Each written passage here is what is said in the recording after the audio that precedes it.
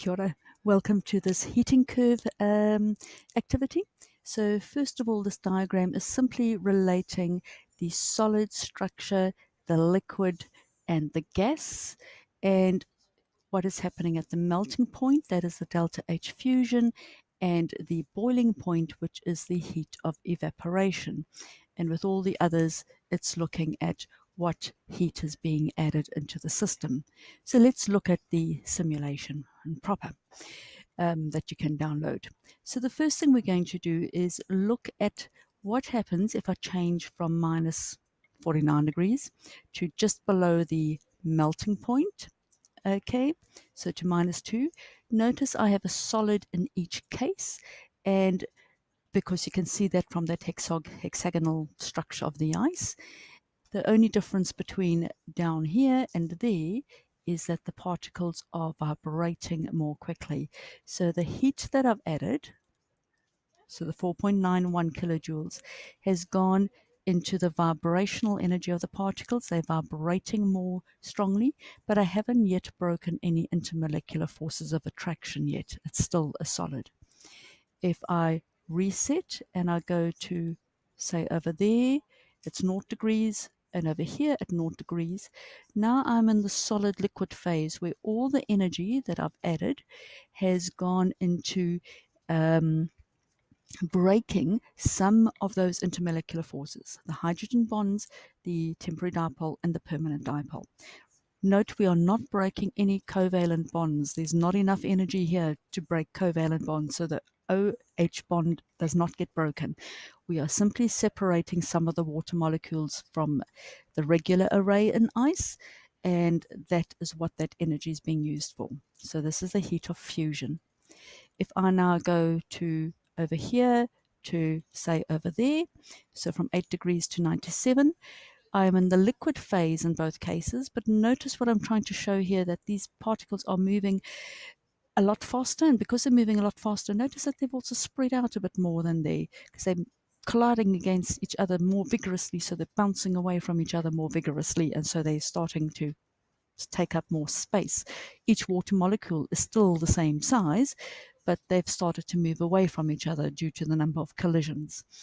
Now, so that energy we've added, that 18.6 kilojoules, has just gone into to kinetic energy. So the particles are moving faster, so they are the temperature has increased. We haven't used that energy to break any more in particular intermolecular forces. That's just into the kinetic energy. If I now go from over here to over there, which is my heat of vaporization, my liquid is changing into a gas, so it's all at 100 degrees. So I have not increased the kinetic energy of the particles at all because it's still 100.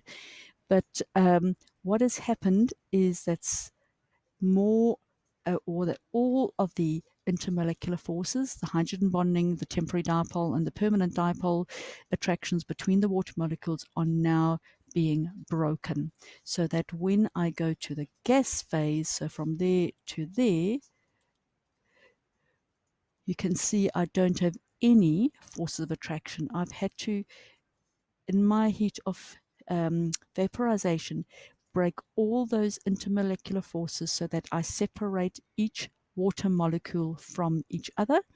And so there are no more attractive forces between them, or they are so weak.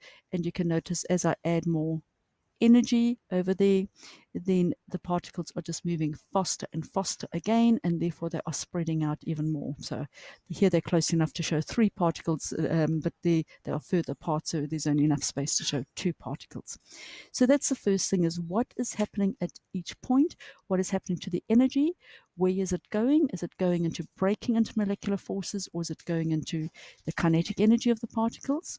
The other thing I'd like you to have a look at is what happens if I go from here to there and I calculate. Notice I need about 151 kilojoules of energy to go from ice to boiling. If I now halve this, so I go down to 25 grams, would you expect to halve the energy needed to go from ice to gas? So think about it. You've got half the number of particles, half the number of intermolecular forces. So would you need half the energy? Let's have a look. So for 25 grams, and we'll do that same thing, and we'll calculate. And can you see it was about half? So we had 133 roundabout before, and now we've only got half the amount. So have fun exploring this simulation and then answer all the questions in the worksheet. Goodbye.